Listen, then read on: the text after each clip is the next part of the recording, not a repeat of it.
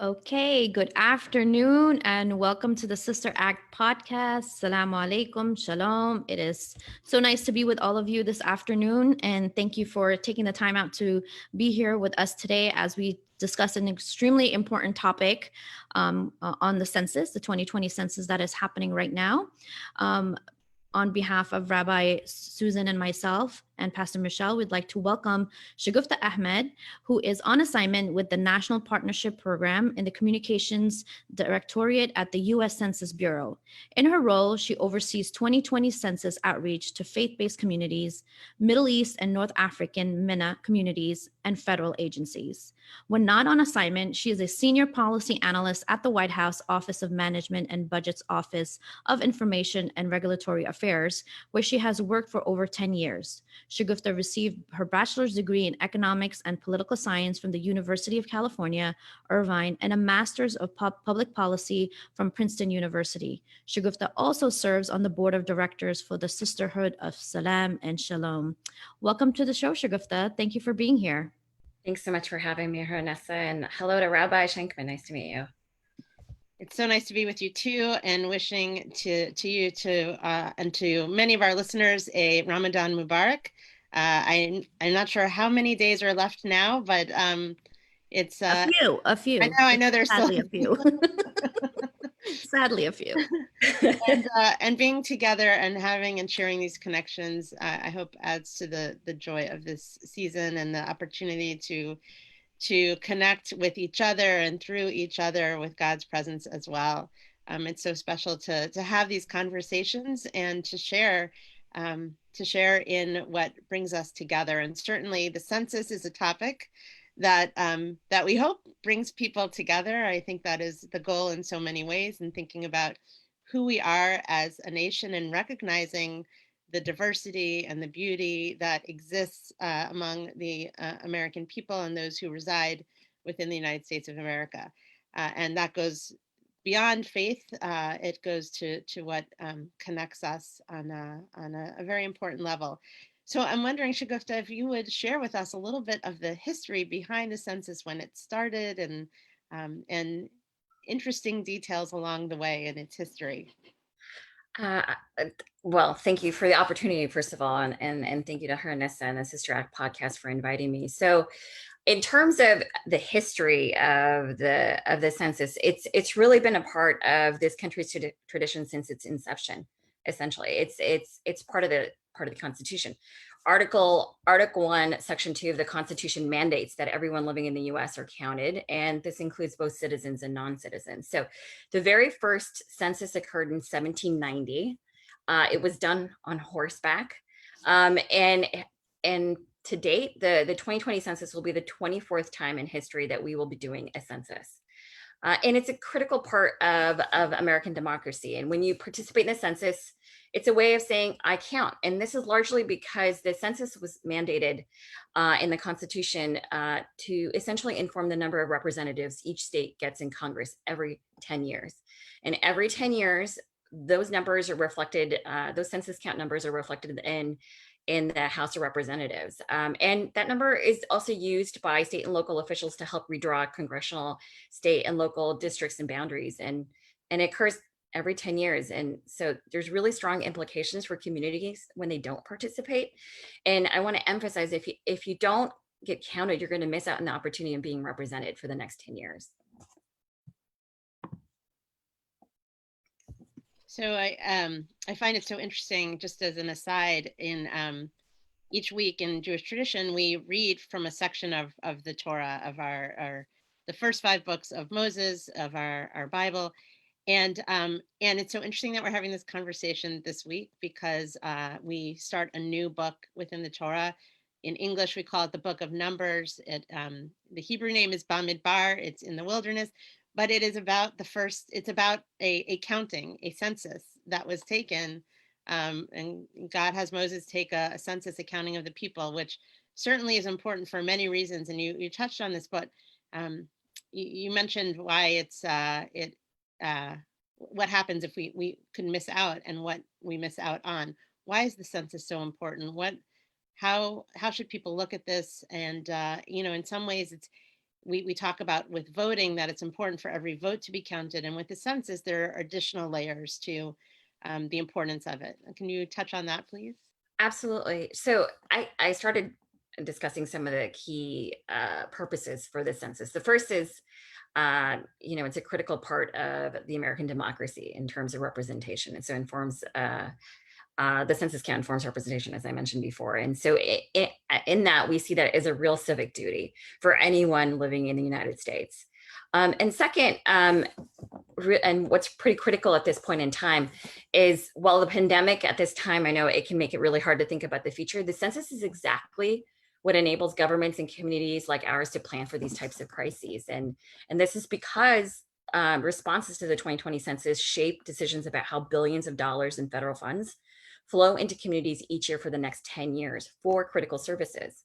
So when you're sitting at home filling out the census, what you don't realize, it really helps shapes the many critical programs that we're relying upon in the pandemic, such as unemployment insurance, school lunch programs, federal emergency and disaster relief programs, including the very tools that are used to determine where hospitals are located, and healthcare services that we receive through Medicaid or Medicare, and temporary assistance for needy families, TANF, and the food stamp program, which is now called the SNAP program.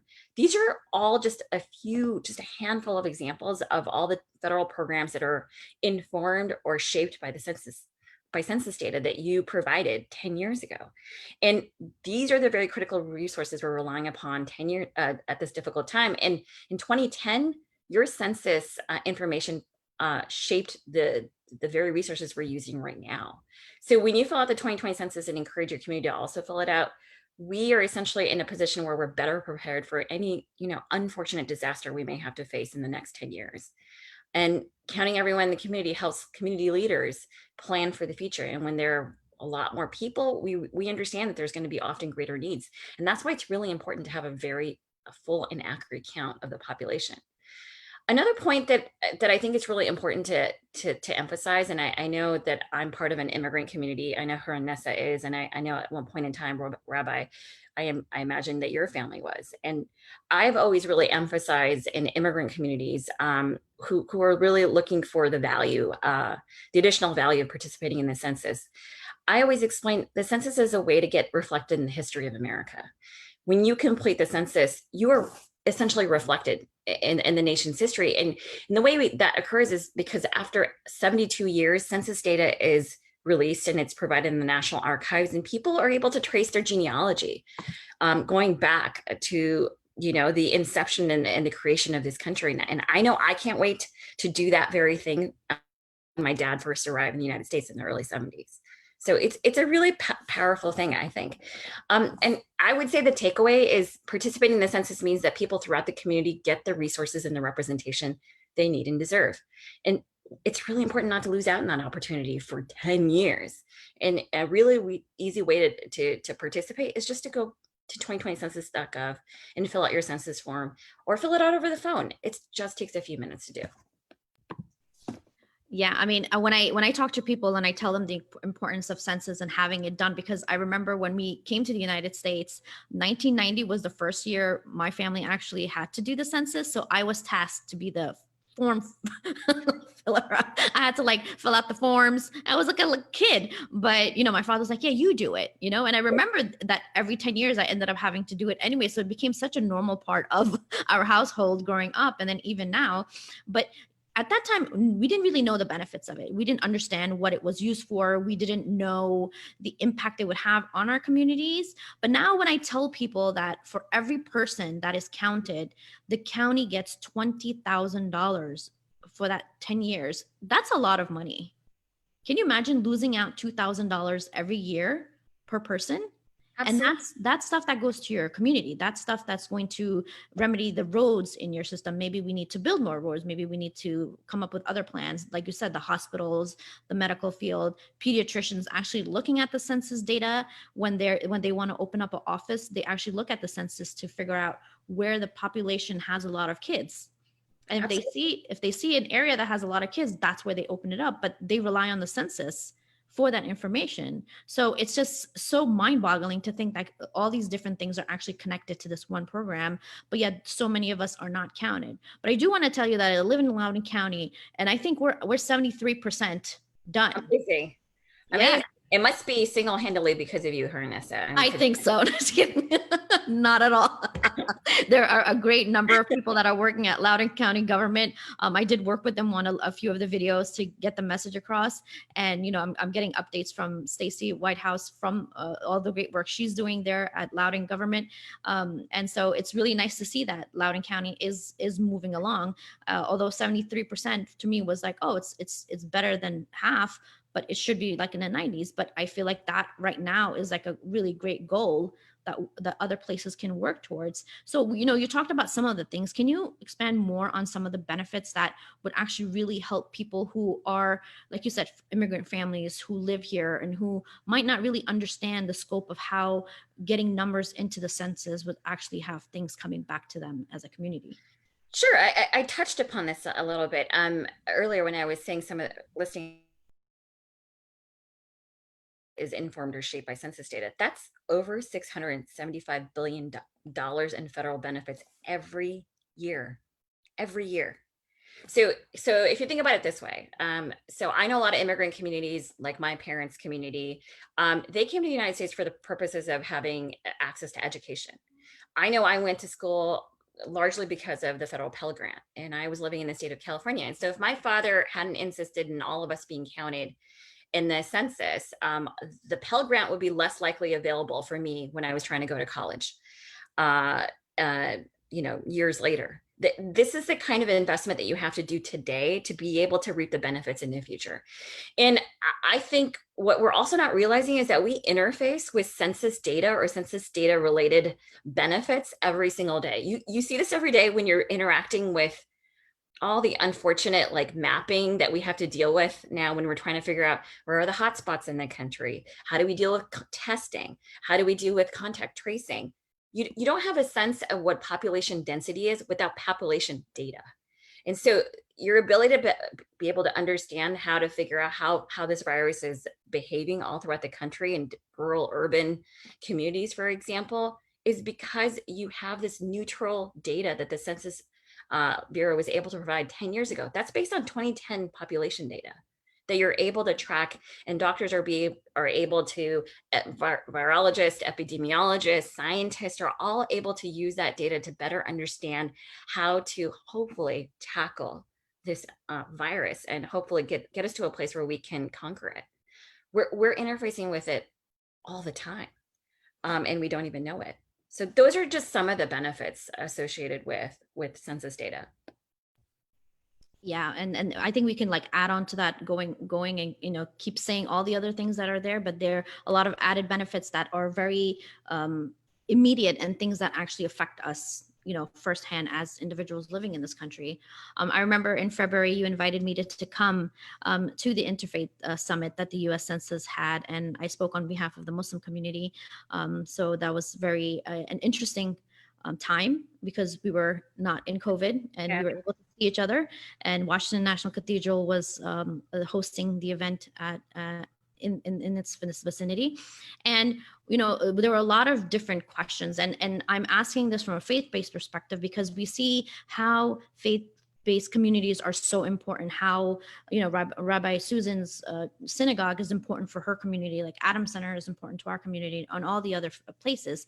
But, you know, what are some of the challenges that you've seen in working with faith-based communities, and things in terms of people not, you know, maybe not having full confidence in the census, maybe having questions that, you know, you wouldn't think would be coming from a faith community, and large, right, all over the country. I think it's different from different communities, but what are some of the challenges that you've seen since that event? Because, you know, you are working with the faith-based communities. So challenges specifically from that event, or just in the campaign itself? And the campaign itself. Okay, well, definitely can speak to that. So we do a study. We're the Census Bureau. We do a lot of studies. We do a lot of data collection. So in 2018, before we decided to embark on the 2020 census, we wanted to examine it to get a sense of people's attitudes and the barriers and just their sentiment towards the census. And we did this to better understand how we want to tailor our campaign.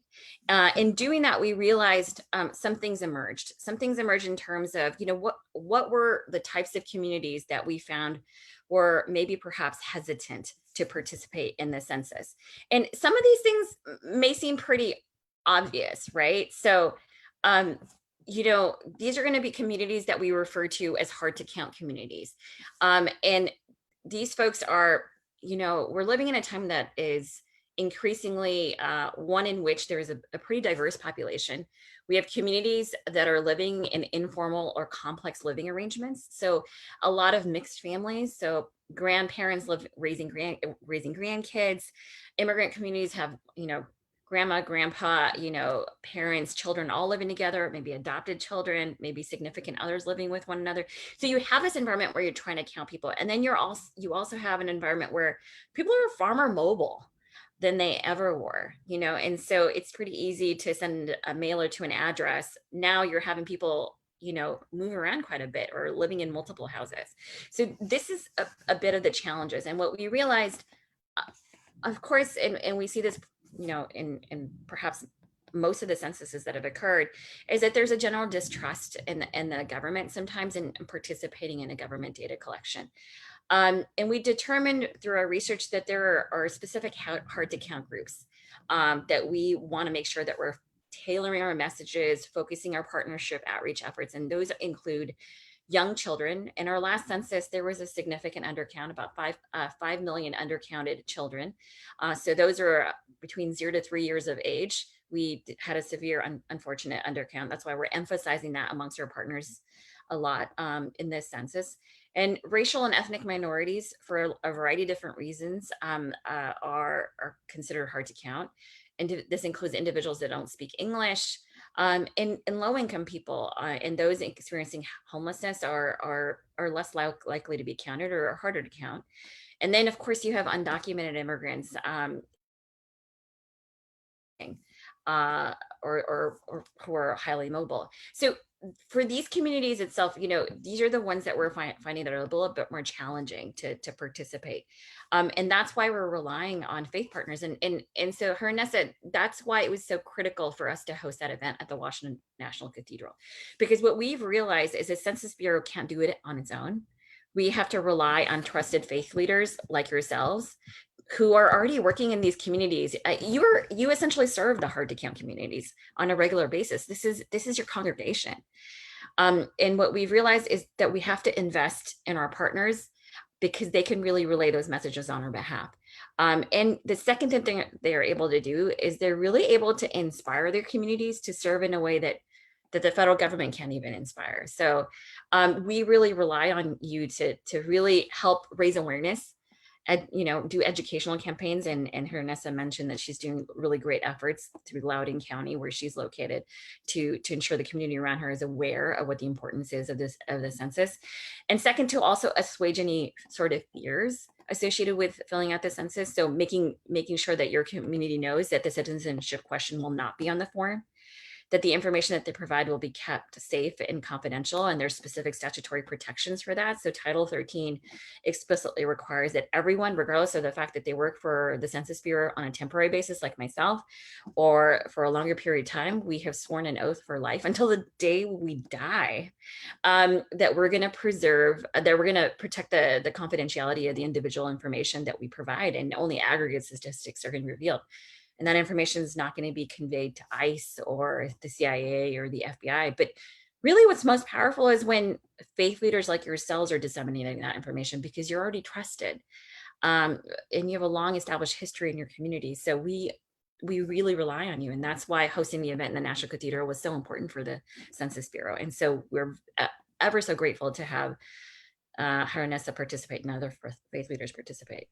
That was a fun event. I did enjoy it. I learned a lot. I think other people learned a lot, especially when we gave the whole context of Islam and having census from the Islamic tradition, in literally mirroring what the U.S. Census is doing in terms of accounting for everyone and distributing the wealth according to demographics and the people who live in those communities. You touched upon, Title 13 and it actually protecting all of the information that's on the census. And, a lot of people have asked me even after that, well, what about the Patriot Act? And I'm like, well, it's above the Patriot Act. Patriot Act does not, apply to this. So I kind of felt like I did service for the U.S. Census by giving, legal information out to people as well. No, you were on message, Frank. Job, and that's why we rely on you. And it's not that we're asking you to go in cold. There's plenty of resources that we have available. So if you go to 2020 census.gov, there's a lot of outreach materials. Even if you Google 2020 census outreach materials, there's a plethora of materials in various languages geared towards faith communities, geared towards children, bilingual audiences, and it addresses these specific issues. And in one of these confidentiality fact sheets, to your point, Hernessa, it specifically addresses, it even goes back to like some Supreme Court cases that held that even when people are trying to, for example, under a Freedom of Information Act request, which is something government nerds know very well, FOIA is a way you can access data from the government. When that was used as a way to get data from an individual in terms of their address information, the Supreme Court held that information could not be revealed. And that's pretty powerful. And even the Department of Justice in its assessment of the Patriot Act said Patriot Act authorities could not violate the confidentiality protections established by Title 13 that we're that we're upholding as Census Bureau officials. One other thing before Rabbi Susan takes over, I wanted to mention was that one thing I appreciated that the census was doing was incorporating communities into their recruiting. We had many of the U.S. Census employees come to Adams and have a table and actually recruit people to work for the census. Engaging the community that you're trying to get information from, or engaging the community which is not actually counted for. I felt like that was just such a smart way of doing it, and having people who are part of the community actually knocking on your doors, people who look like you, people who speak your language. I think that was a very smart angle that the U.S. Census took in order to, and I think they understood the impact of it and the importance of it, because when you see someone who looks like you, you're more willing to listen to them. And I know with COVID-19, I don't know the logistics of how you're working, getting people's, left out information that they might have left out while they filled it out on online or through the phone, and people have to go physically to door to knock. I don't know how you guys are going to be doing that. Maybe you could touch upon that. But I really appreciated the fact that the U.S. Census understood the sensitivity around making sure people were represented holistically. Absolutely. And we wanted to be conscious of that. It's part of the reason why we hosted the interfaith event. It's because we wanted different various diverse communities to hear from their diverse faith leaders directly. Completely different and having a message really connect to your audience if the person on the stage is someone you actually feel some sort of kinship with. And we all know that makes all the difference. And we try to do that with our advertising campaigns, ensuring we're communicating with audiences and having, messages that make sense for different cultural audiences, whether they be Black African American communities, Middle East North African communities, Asian American communities, Latino and Hispanic communities. This is something that we're very sensitive to. And we're also trying to bridge that gap with anybody we could potentially hire in the field. And we're definitely, anybody who speaks multiple languages and in the communities they serve are diverse, that's going to be an added bonus. And we're going to want to hire you even more because we want to make that bridge a little bit easier. And I want to go back to what you were saying in terms of operations. How is that working? So COVID has affected every single one of our lives, obviously, and the largest civic engagement campaign in history, no less, which is the Census Bureau, the largest peacetime civic engagement mobilization. And I'm pretty impressed and how well it's functioning despite the circumstances. But we have had to make certain adjustments to our operations. And so we've extended what we call the self-response period until the end of October. So by self-response, I mean, that's when we're inviting you to respond either over the internet by 2020census.gov, which takes literally minutes, or over the phone where you can get assistance in 13 different languages, which are the 13 most commonly spoken languages. Arabic, English, among other languages. And then you can also fill out the form the traditional means, which is through paper. But the real benefit of both the internet and the call option is that you have assistance in 13 languages.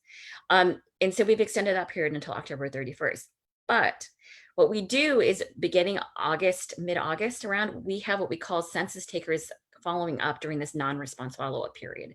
So we're doing all that we can through opportunities like Facebook Live and a Sister Act podcast to get out the word about the importance of filling out your census safely at home, at the comfort of your home, so that nobody has to knock on your door. But if we have to, we will in the middle of August. But please understand that we're very mindful of all the health and safety guidelines, both at the federal and the local level and the state level.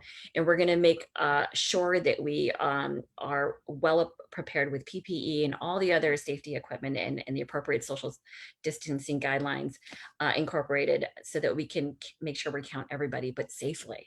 But you can do that without having anyone knock on your door, by just spending a few minutes doing it yourself, and then encouraging all the members in your family and your friend group, and your WhatsApp chain, in your prayer circle. Just remind everybody to do that, so that nobody has to have anybody come knock on their door. Thank you. It is really easy, and I know from having already completed it in our house. And you mentioned earlier, you touched on some of the communities and groups that have low turnout numbers. And so I'm hoping we can talk just a little bit more about that, whether more specifically about various groups, but also, do we know why some of these groups have low turnout numbers? What can we do to help raise those numbers and get those folks to participate? So I want to clarify that the hard to count groups that I mentioned is based on historical data, right? So at this point in time, we don't have a sense of which specific communities, in terms of the demographic aspect of those communities, are not responding. You can go to 2020 census.gov and see the response rate map, and I think that's the one that maybe Herannessa was expressing when she was saying 70% response rate for Loudoun County. In there, and that response rate map, it's pretty awesome.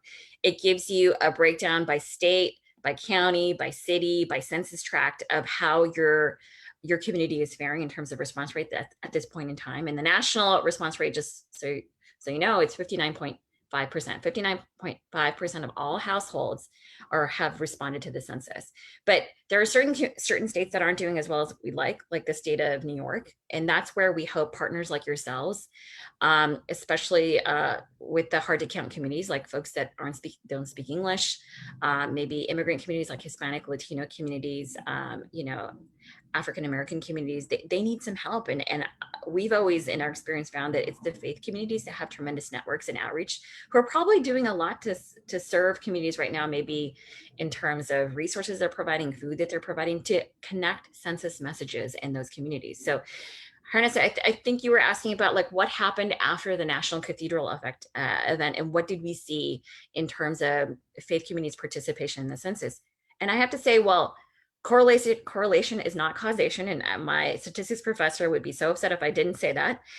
We can't directly attribute the National Faith event as really being the reason why so many faith communities decided to really participate in the outreach efforts, but we have seen significant participation as a result. And what we've seen is, for example, we have a Muslim partner, Mgage USA, who's decided to incorporate in the Ramadan distribution in Texas, for example, to needy families, food distributions. They've incorporated census stickers as reminders. We have the Sikh community, for example, both in New York and in California, who the Gurdwaras have a tradition of in all seasons in providing food and other resources to the communities around them. And they're incorporating census flyers and materials and bags when they're delivering those services to communities in need right now. So these are just some of many examples that we're finding faith communities, very vulnerable communities, when other organizations frankly aren't. And they're able to just capture census messages. We hear about texting campaigns, for example. So for communities that are maybe not so networked to computers, and maybe their infrastructure isn't there in terms of their internet, maybe in Hispanic Latino communities, we're hearing about texting campaigns, in-language texting campaigns, reminding people that it's safe to participate in the census. And this is a way that you can still get the word out. Even if we're turning virtual, what I've noticed, especially in faith communities, Rabbi, is that people are looking for ways to serve. And you as faith leaders, people are looking to you for ideas. But they want to still do it safely. They still want to do, they want to safely serve their neighbor. And what we found is what's really resonated is the census message. Essentially, when you're having yourself counted and your neighbor counted, you're essentially distributing money to them through that simple act of being counted. And it's without even opening up your pocketbook. And I know in the month of Ramadan, everybody, especially in the last 10 days, is trying to find ways to give, because you're trying to bank all those good acts. So this is just another way yet to inspire communities to do that. And I know there are many Jewish traditions, Christian traditions, Hindu traditions, Sikh traditions, where people are using those opportunities to combine census messages to acts of service. And we've seen that really resonate around the country and really make the difference in making sure these vulnerable communities, these hard to count communities are really being counted. So on behalf of Rabbi Susan and I, we could completely let you say that you could take complete benefit of that event and say, yes, it was because of that event that we're getting all the faith communities, we're totally pro,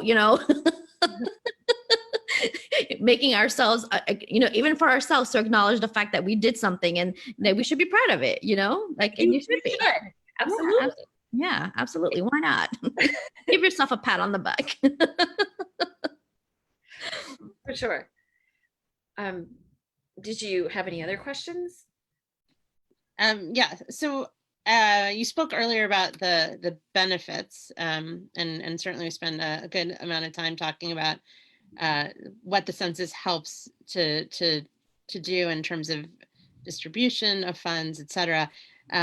What are some of the drawbacks of not filling out? I mean, are there ways that we see that impact, or ways that we like to focus on the positive and let people know, here, this is your actions by filling this out are going to have this positive effect. This is what it can do for communities. But what are the drawbacks of not having? I know you touched a little bit on that as well, but just thinking a little bit more about what some of those drawbacks are. So obviously it's going to be the inverse of the benefits, right? So I want to first make clear that the Census Bureau is not an enforcement agency. So there is not anything that's going to happen to you if you don't fill it out in terms of the Census Bureau's perspective. The drawbacks are obviously the real tangible benefits that you potentially lose out on, right? I mentioned the Pell Grants. You have a young family and you have a 10-year-old right now, and 10 years later you have a 20-year-old, and when they're 18 and they're trying to fill out the federal student aid form, the chances of having him or her have access to a Pell Grant is that much less. Your ability, God forbid, if we should have to face yet another pandemic or disaster situation, your ability to access healthcare, to have a hospital that's situated near you, is going to be less likely if we don't know you live there. Right. And this is particularly the case in communities that are remote, right? Or communities that are, like, for example, in the Jewish community, the Hasidic community, that perhaps are less reluctant or more to engage in government activities. I mean, we need to know where they live. We need to know what their needs are. And if we don't know how many kids they have, what the age of those children are, we don't know what types of services that they're going to potentially need come those next 10 years. And so that is potentially what you lose out on. And I think that there isn't anything more that can underscore the importance of census data than COVID-19 and all the incredible resources that we're having to rely upon to get through this together. And the other thing is, like I mentioned before, it's about representation. The census data is integral to the American democracy. It's integral to our representative democracy. And, we make sure that we have the right count of representatives every 10 years, and we update those numbers based on our population count. So if you're not counted, you have less representation in Congress. And, in redistricting in your state, or for school districts, for example, again, the placement of schools is directly affected by your participation in the census. So, I mean, if we're going to have too many kids in a classroom, it could, one reason could be because you didn't provide your information about how many kids live there in the census form that you filled out, or didn't fill out rather. So these are the real implications or drawbacks of not participating. I'm glad that we touched upon that, because a lot of people think that if I just don't do it, it's no big deal. There's nothing lost. I'm not gaining anything, but at least there's nothing lost. But, there actually is a lot of loss. It's loss of resources to the community, into your own community, that where you live. And, not participating in that is actually, you're not giving your children in the next 10 years something that they could actually be using as a resource for them. I want to turn the conversation a little bit into you as a person, because I always like to get personal input out of people. I don't want it to be a robotic thing where we're constantly just talking about what we're doing as our jobs, and as a female, as a Muslim, and someone of faith, and doing such a great job in with the census. And I know you personally, and I love your personality, and you're so sweet and kind. But I do want to know. Pay all this. I paid her all this. If only. But what made you decide to take this job on, to take this role? Because it's quite cumbersome, and it's a lot of logistics in tapping into different communities, and just the interaction that you would have to actually have with these people.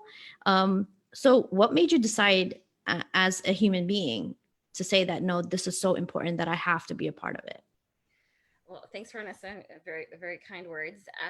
Well, there's a couple different reasons. As you mentioned earlier, I'm on a temporary assignment to the Census Bureau, and I'm usually working for the U.S. Office of Management and Budget. And so there's a couple reasons why I decided to participate. And the first reason really is my father. And it's really my protective father is the reason why I participate. And that's going to sound a little bizarre, but I'll explain. So I grew up in a pretty large immigrant family in Southern California. My father's Pakistani American, and he's fiercely protective because he has daughters, but fiercely protective in general.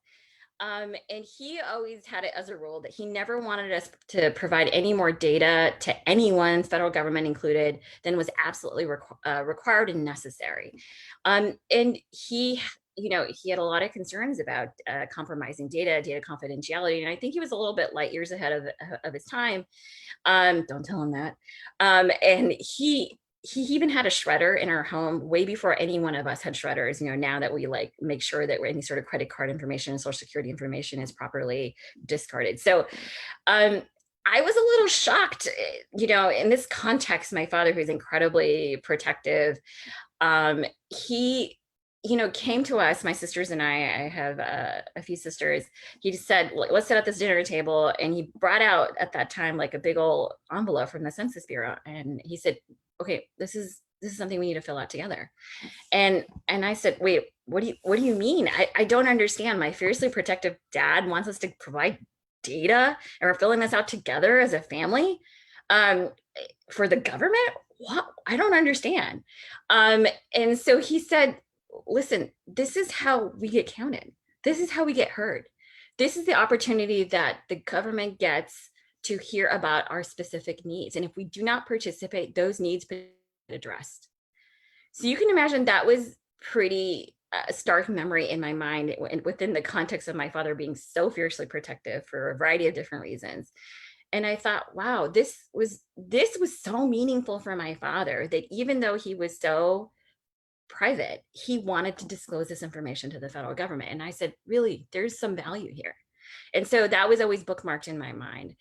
So I always thought, if I ever got an opportunity, I wanted to take it. And the second is really in terms of my professional training. I'm come from a public policy background. And so really this concept of evidence-based public policy is really what motivated me to also participate in the census. As I said, I'm usually at the U.S. Office of Management and Budget, and there I'm analyzing policies all day long. And we know as public policy, folks in the public policy realm, that evidence makes all the difference in effective outcomes. And we know policy decisions should be based on or informed by good evidence. Even for example, we don't know how we're going to respond to the pandemic, but we know that the best response is one that's informed by where the pandemic is reaching and what the concentration is and what the density is and how fast it's growing. And that's all based on data collection. Data collection is critical to building evidence. And I know that no place is better equipped or has a better reputation than data collection than the US Census Bureau. And so we know more than anything, this moment underscores the importance of high quality data. And I have to say, as cumbersome as it may seem from the outside to participate logistically in this type of undertaking, largest civic engagement campaign in history, I have to say it's been an absolute joy. And part of the reason why it's an absolute joy is because what people don't understand is it's a real opportunity to see how diverse America really is. There is an organization and community for practically everything. In communities I never knew existed. And now I want to know more, in all different regions of the country, remote, rural, urban, Native Hawaiian, Pacific Islander, you name it. And I just feel like I fell in love with America again, and I can't wait to get out and to go meet these communities in another capacity. So that's incredibly moving, and recognizing that, and the reminder that our country is made up of so many different kinds of communities, and the richness and diversity that's there, and that belongs to all of us. We often talk about, I'm in this community, you're in that community, but really the recognition that it is all of these communities together that that make up the United States and our strength, and its and how much each of these communities add to that rich tapestry and culture of America. I heard, I wish I had been at the Washington National Cathedral next time, but it's right up the street from my synagogue, so it's an easy walk to it. And I know I will give you both and on all those who participated credit in that boost that we saw following that event. And you've talked already about how impactful faith leaders are in getting this message out, but I'm wondering if you have some thoughts and whether specific ideas, things that you've seen that are particularly successful, and also for our listeners who many are faith leaders, but others who are who might not consider themselves faith leaders, but by just listening and being a part of this conversation, can be faith leaders in how they help to encourage people to participate in the census. So Rabbi, you're asking for some ideas that faith leaders can use to help get the word out. Mm-hmm.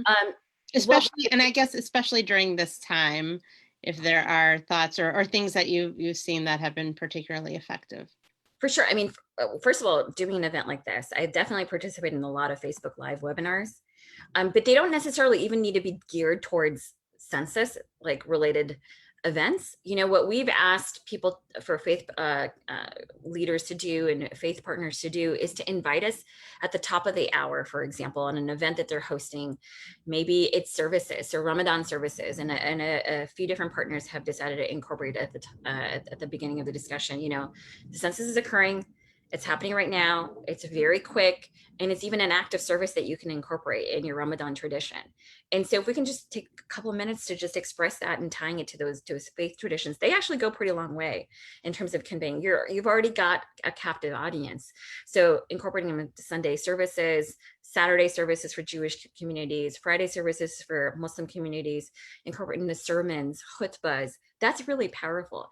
The other thing that I know I'm a part of many WhatsApp groups, and especially during Ramadan, there's a spiritual WhatsApp group for everything, even for what kind of food you should be eating in the morning or not eating in the morning.